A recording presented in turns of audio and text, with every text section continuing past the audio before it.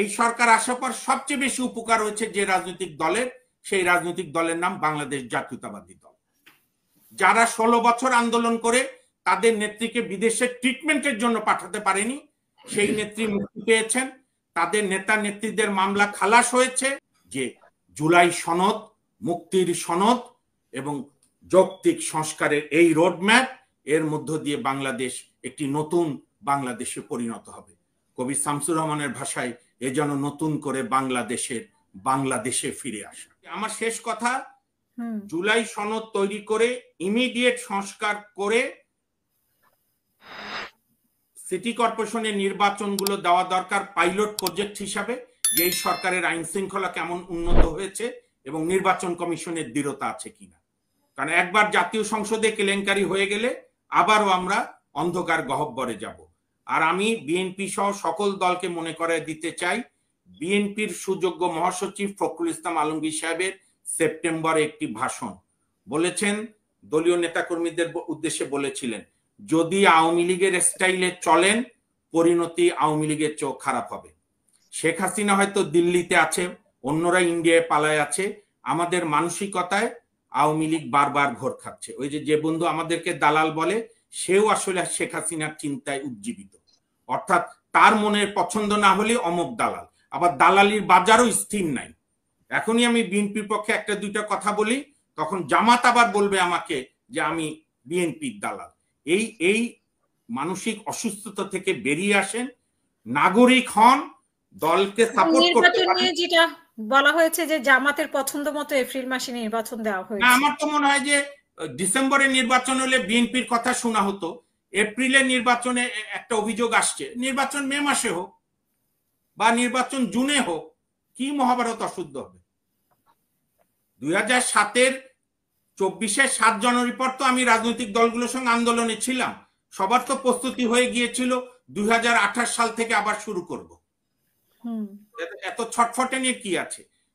Last not the list, শুধু বিএনপির কেন্দ্রীয় নেতারা ক্ষমতার ভাগ পায়নি, জেলা পর্যায়ে বিভিন্ন সেক্টরে বিএনপিও ক্ষমতায় আছে, জামাতও ক্ষমতার ভাগ পাচ্ছে, এনসিপিরাও কম বেশি পাচ্ছে।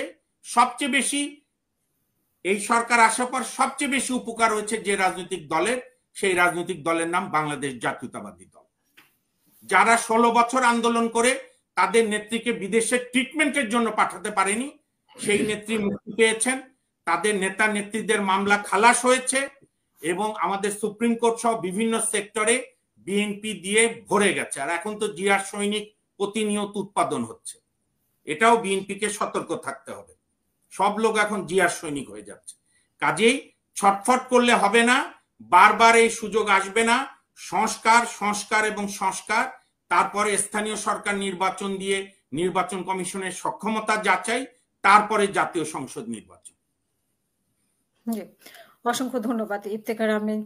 আপনার কাছেও শুনতে চাই একই বিষয়ে, আপনি কি মনে করছেন নির্বাচনের ব্যাপারে, সংস্কারের ব্যাপারে? যদি আপনি আগে একটুখানি বলেছেন, তারপর আর একটু শুনতে চাই যে এই বিষয়ে আপনার কি, এবং নির্বাচনের তারিখ সম্পর্কে যে অভিযোগটা উঠেছে। এবং আরেকটা কথা ভুলে গেছি, আমাদের রাজনৈতিক দলগুলোর ছাত্র সংগঠনগুলোর চরিত্র বদলাইছে কিনা, মাস্তানি করবে কিনা, নির্বাচনে হারলে নির্বাচন মানবে কিনা। জুলাই মাসে সব ছাত্র সংসদ নির্বাচন আহ্বান করুক, প্রশ্নই ওঠে না ডক্টর ইউনূস, মোহাম্মদ ইউনূস দেখা করবে টিউলিপ সিদ্দিকীর সঙ্গে। কিন্তু আমি এটাকে আরেকটা ভাবে দেখি, শেখ হাসিনা এবং আওয়ামী লীগ যে ইউনূস সরকারের কাছে তার বিশাল নৈতিক পরাজয়, কারণ খালার কথা ছাড়া সেই চিঠি লেখেনি। অর্থাৎ এটার মধ্য দিয়ে আওয়ামী লীগ চেষ্টা করবে তলে তলে, যার আমাদের রাজনৈতিক দলগুলো করে, এই সরকারের করুণা ভিক্ষা করে নিজেদের বিপদ কমানোর চেষ্টা করছে। কাজে এই দিক দিয়ে আমি মনে করি ডক্টর মোহাম্মদ ইউনূসের সরকারের প্রতি এই শেখ হাসিনা এবং শেখ পরিবার, কারণ আওয়ামী লীগ তো শেখ পরিবার চালায়, আওয়ামী লীগের নেতা কর্মীদের কোনো রোল নেই। তো সেই শেখ পরিবার যখন ইউনূসের সঙ্গে দেখা করতে চায়, এবং আমার অগ্রজ ডক্টর ফরাদ ভাই বলেছেন যে সমস্ত ডেকোরাম মেনে উনি চিঠি দিয়েছেন, তো আমরা তো সবাই বলতাম ইউনূস বৈধ সরকার, একমাত্র আওয়ামী লীগ বলতো। আর আওয়ামী লীগের কিছু আপনার লন্ডনে বসা কিছু লোক আছে, আমেরিকায় বসা কিছু আপনার কলিগরা আছে, যারা প্রতিদিন বলে ইউনূস অবৈধ। আওয়ামী লীগ আজকে ইউনূসকে বৈধ সরকার মেনে নিল, এটা ভালো। এখন আমি যেটা শেষ করতে চাই, ইফতেখার ভাই, শ্রদ্ধেয় ইফতেখার ভাইয়ের সঙ্গে সাপ্লিমেন্টারি দিয়ে আগামী 5ই আগস্ট 2025 আপনি লিখে রাখতে পারেন হাসিনা আক্তার। আমার অনেক অভিজ্ঞতা কম, আমি খুবই সাধারণ মানুষ, কিন্তু আমি আন্দোলনের মধ্য দিয়ে বেড়ে উঠেছি স্কুল ক্লাস 7 থেকে। আগামী 5ই আগস্ট বাংলাদেশের মানুষ পালন করবে হাতে হাতে ছাপানো জুলাই সনদ এবং সংস্কারের রোডম্যাপ। এইটা ছাড়া কোনো জিনিস বাংলাদেশে এগুবে না।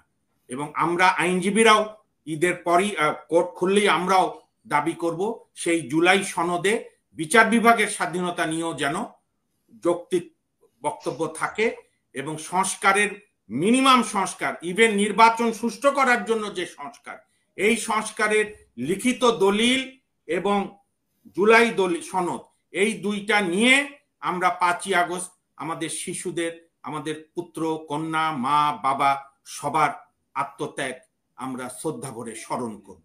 এই জায়গায় বাংলাদেশ দেখবেন পদ্মা, মেঘনা, যমুনা, কর্ণফুলী, মাতামুহুরী, শীতলক্ষার বাঁকে বাঁকে যে জনপদ, সেই জনপদে একটাই কথা হবে যে জুলাই সনদ, মুক্তির সনদ এবং যৌক্তিক সংস্কারের এই রোডম্যাপ, এর মধ্য দিয়ে বাংলাদেশ একটি নতুন বাংলাদেশে পরিণত হবে। কবি শামসুর রহমানের ভাষায় এ যেন নতুন করে বাংলাদেশে ফিরে আসা। ধন্যবাদ।